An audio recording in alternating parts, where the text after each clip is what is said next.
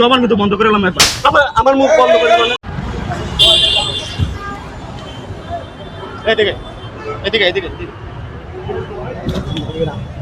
Cigarette নষ্ট করলি কেন?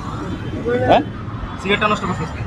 চল সিগারেট চল, সিগারেট কিনে দিবি, চল দাঁড়ান। ভাই আমার এখানে তো আমার কোনো দোষ নেই ভাই, দোষ তো লাভ না তুই নষ্ট করছিস সিগারেট, তুই তুই তুই ভাই। লাগলে আপনি এখান থেকে একটা সিগারেট কিনে নেন, আমি দিতেছি, টাকা দিতেছি।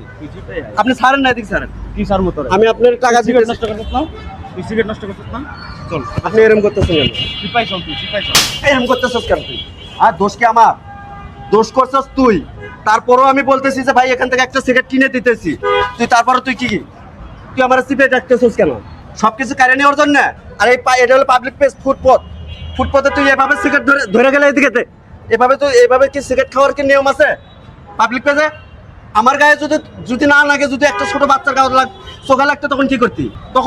তুই পাবলিক প্লেসে তুই সিগারেট খাবি, সেবে খাবি, এভাবে হাতের মধ্যে নিয়ে খাবি। আর না হলে বেশি কথা, তোর মুখ জবান কিন্তু বন্ধ করে এলাম একবার।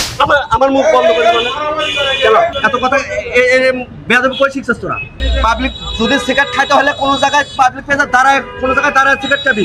আর না হলে তুই এভাবে হাতের ভেতরে সেবে নিবি। তুই এভাবে তুমি পাবলিক প্লেসে মানুষের ভেতরে, এত জনগণের ভিতরে তুই এভাবে সিগারেট নিয়ে গেলে তো যে কোনো মানুষের গায়ে লাগবো। এ সমস্ত কাজ কোনো সময় আর করবি না, যাবা।